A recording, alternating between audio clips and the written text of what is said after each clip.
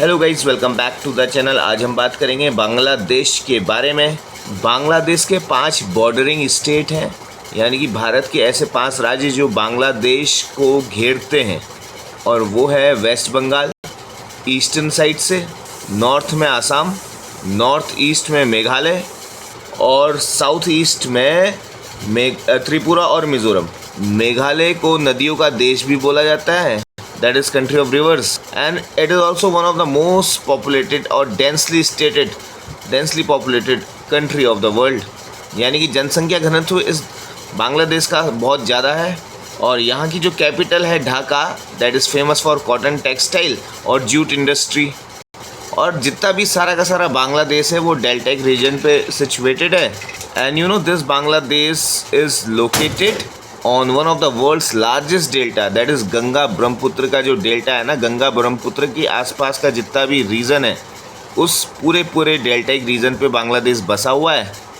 चलिए मैं आपको दिखा भी देता हूँ। बांग्लादेश का अगर आप मैप देखो तो मिनी इंडिया की तरह लगता है। तो ध्यान से देखना, यहाँ पे मैप में ये सारा का सारा जो रीजन है ना, ये पूरा बांग्लादेश का रीजन है, यहाँ से लेके यहाँ और यहाँ पर भारत के 2 स्टेट लगते हैं।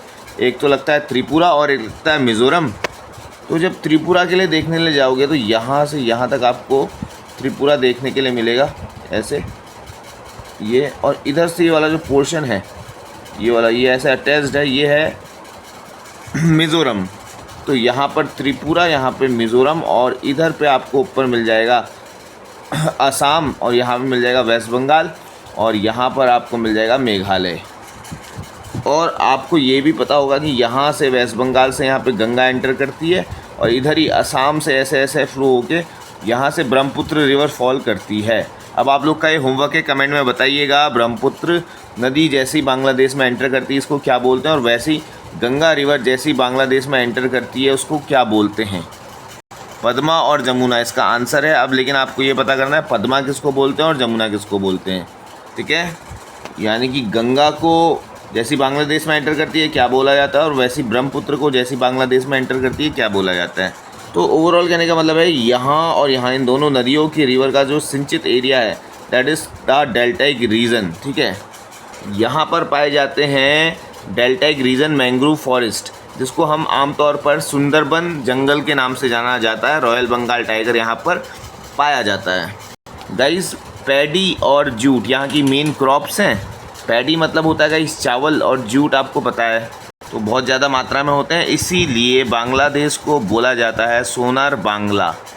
और यहाँ पर आपको आपके क्वेश्चन का आंसर भी मिल गया है, जो मैंने आपसे लास्ट टाइम पूछा था कि बांग्लादेश में ब्रह्मपुत्र रिवर को क्या बोलते हैं और गंगा रिवर को क्या बोलते हैं। देखिए, जैसे ही ब्रह्मपुत्र रिवर बांग्लादेश में एंटर करती है उसको बोलते हैं जमुना, और जैसी गंगा रिवर बांग्लादेश में एंटर करती है और इन दोनों का जब मर्ज होता है तो इनकी कंबाइन स्ट्रीम को बोलते हैं पद्मा।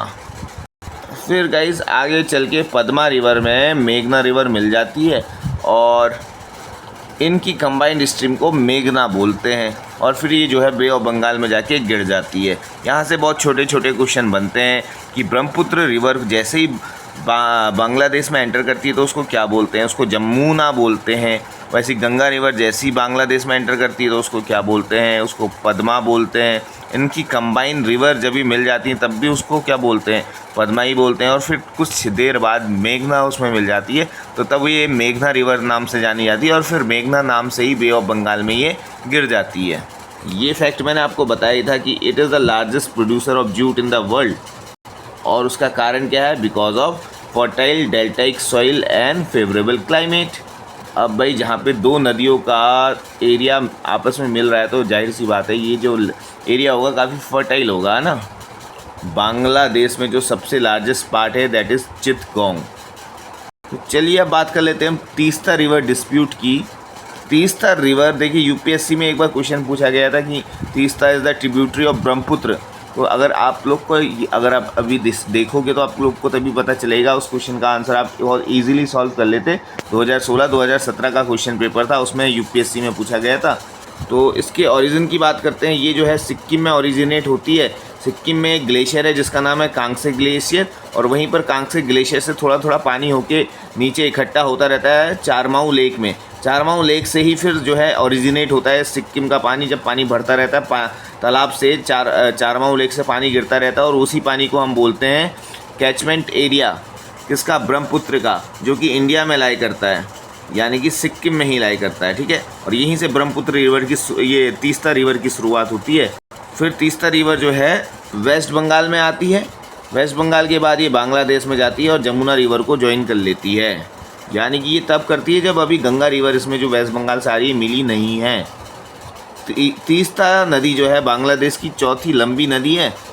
अब गाइस एक ऐसा टाइम था जब वेस्ट बंगाल इस तीस्ता रिवर पर एक बैराज बनाना चाहती थी, डैम बनाना चाहती थी, लेकिन बांग्लादेश ने इसका अपोज किया, क्योंकि अगर वेस्ट बंगाल पे ये डैम बनता तो यहाँ का पानी रुकता, और पानी रुकता तो इसलिए बांग्लादेश में जो है बहुत ज़्यादा चावल होते हैं, इसलिए जो राइस बॉल है जिसे रंगपुर है जिसको राइस बॉल बोला जाता है वो टोटली डिपेंड करता है इस तीस्ता रिवर पर। चलिए अब इसी को जो है इंडिया और बांग्लादेश आपस में एग्रीमेंट करने की कोशिश करते हैं, क्योंकि इंडिया चाहता है डैम का कंस्ट्रक्ट हो, लेकिन बांग्लादेश को बहुत मुश्किल से मनाया जाता है। तो एक एडहॉक एग्रीमेंट होता है दोनों देशों के बीच में, जिसमें ऐसा माना जाता है कि इंडिया को जो है 39% इस डैम का जो है पानी और जो भी हाइड्रो इलेक्ट्रिक सिटी यानी कि बिजली का उत्पादन होगा वो बनेगी, तो उसका 39% इंडिया यूज़ करेगी, बांग्लादेश को 36% मिलेगा, और जो बाकी जो एरिया है दैट इज़ 25%। लेकिन इस चीज़ को देखते हुए बांग्लादेश बोलती है नहीं,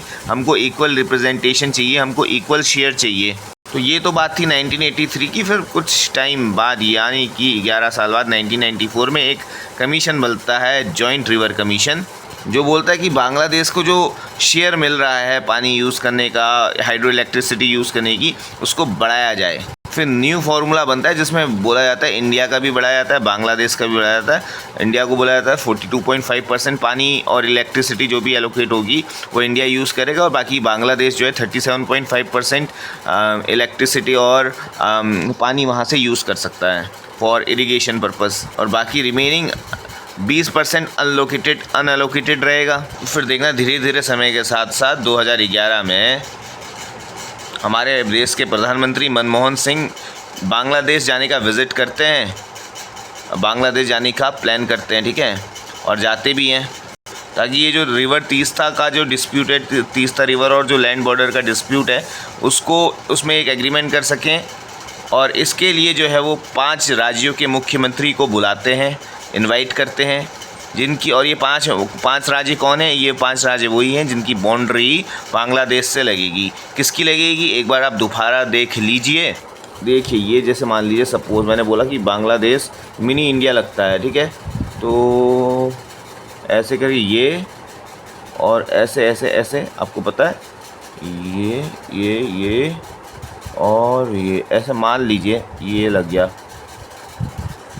ये बांग्लादेश है। यहाँ से यहाँ वाला जो पोर्शन है ये WB वेस्ट बंगाल,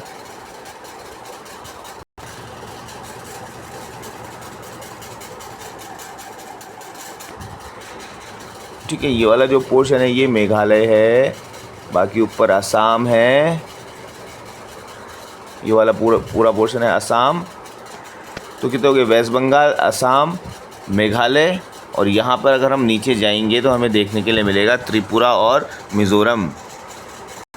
तो गाइस यहाँ पे जो है हल्का सा छोटा सा ऐसे एक पोर्शन है त्रिपुरा है, और यहीं पर जो है आपको देखने के लिए मिलेगा इतने छोटे पोर्शन से ये है मिज़ोरम, त्रिपुरा, मिज़ोरम, और ये मेघालय, और ये असम, और ये वेस्ट बंगाल। इन 5 स्टेट के मुख्यमंत्रियों को इनवाइट किया जाता है। तो लेकिन वेस्ट बंगाल की जो प्राइम मिनिस्टर है ममता बनर्जी वो नहीं आती, वो इस प्लान को ड्रॉप कर देती है।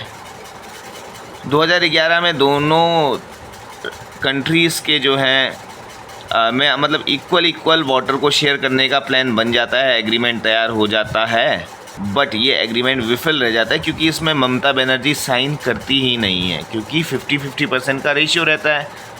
फिर 2017 में बांग्लादेश की प्रधानमंत्री शेख हसीना इंडिया आती है, और करीबन 2 दर्जन एग्रीमेंट में शेयरिंग और मतलब साइन होता है दोनों देशों के हेड्स के बीच में।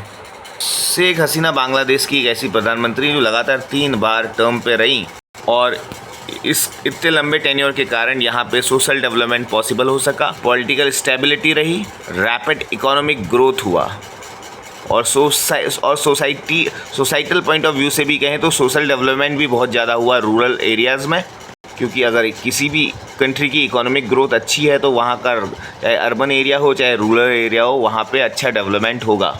And now my friends, I am going to tell you that Bangladesh is emerging country of fastest growing economy. इसकी इकोनॉमिक ग्रोथ रेट है 7% है, पर कैपिटल इनकम जो इसकी है वो 10% से ज़्यादा बड़ी है, यानी कि पिछले दशक के मुकाबले इस वाले डिकेड में 10% ज़्यादा इसका पर कैपिटल इनकम है।